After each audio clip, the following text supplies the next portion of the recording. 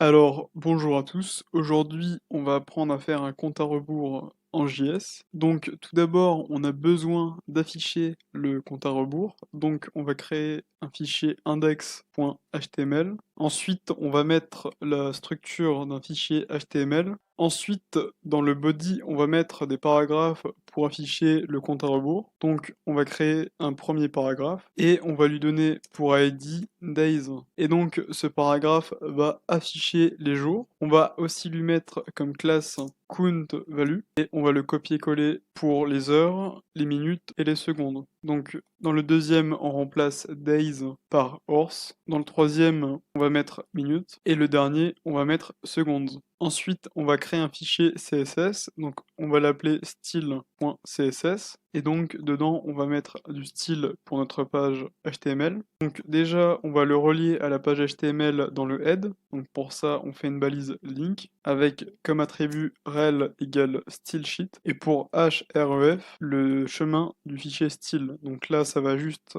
être style.css. Donc dans le fichier style, on va commencer par appeler le body, on met les accolades, et donc le body, on va le mettre à une width de 100%, et une hauteur, donc height, de 100 VH, donc 100% de la hauteur. On va mettre une margin de 0, un display flex, un justify content center, et pareil pour le align items, on va le mettre en center. Ensuite, on va appeler la classe count value, donc count value ça correspond à nos paragraphes.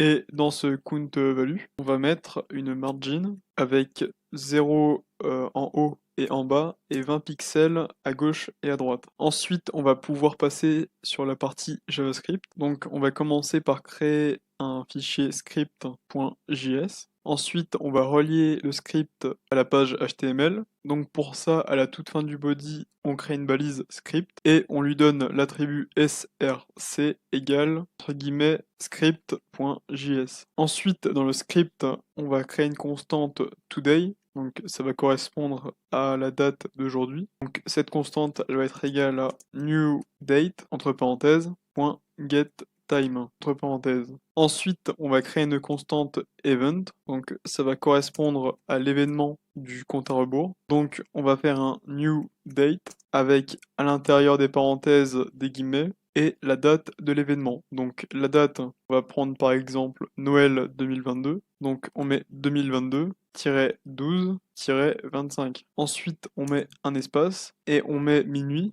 Donc pour mettre minuit, on met 00, 2.00, 2.00. Ensuite, on met .getTime et les parenthèses. Ensuite, on va créer une constante pour calculer la différence entre le aujourd'hui et l'événement. Donc pour ça, on fait const différence égale event.today. Et donc on va obtenir un temps en millisecondes. Et à partir de ce temps, on va pouvoir calculer les jours qu'il y a entre l'événement et aujourd'hui. Donc pour ça, on fait const days égale m majuscule mat.or, entre parenthèses, on va mettre différence, divisé par le nombre de millisecondes en un jour. Donc pour ça, on fait slash, entre parenthèses, 1000 fois 60 fois 60 fois 24. Ensuite, on va faire pareil pour les heures, donc on fait const hours égale mat.floor, entre parenthèses, et encore entre parenthèses différence. Modulo, donc modulo c'est le reste de la division, et c'est le signe pourcentage, entre parenthèses, le nombre de millisecondes en un jour, donc 1000 fois 60 fois 60 fois 24. Ensuite, on divise le tout par le nombre de millisecondes en une heure, donc on fait diviser slash, entre parenthèses, 1000 fois 60 fois 60. Ensuite, on va faire pareil pour les minutes, donc on fait const minute égale mat.floor, entre parenthèses, encore entre parenthèses, différence, modulo, entre parenthèses, le nombre de millisecondes en une heure, le tout divisé par le nombre de millisecondes en une minute. Donc on fait 1000 fois 60.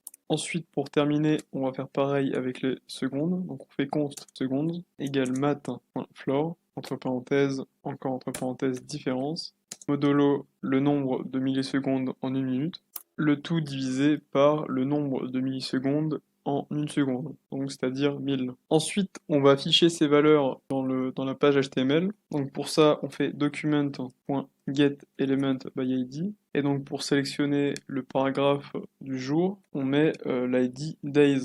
Ensuite, on fait .InnerText égale days, donc la valeur des jours entre l'événement et aujourd'hui, plus entre guillemets espace J. Ensuite, on va refaire document.getElementById, mais cette fois-ci, on va le faire pour hours. On met .InnerText égale hours plus entre guillemets espace H. On fait pareil pour les minutes, donc document.getElementById entre parenthèses entre guillemets minutes. Ensuite, on fait .InnerText égale minutes plus entre guillemets espace M et on fait pareil avec les secondes, donc document et on fait pareil avec les secondes, donc document.getElementById entre parenthèses entre guillemets secondes, InnerText égale secondes plus entre guillemets espace S. Ensuite, on va lancer la page sur le navigateur. Et donc, dans le navigateur, on a le temps entre aujourd'hui et l'événement, mais il n'est pas actualisé. Donc, pour l'actualiser, on va le répéter chaque seconde. Donc, pour faire ça, on va faire une fonction setIntervalle,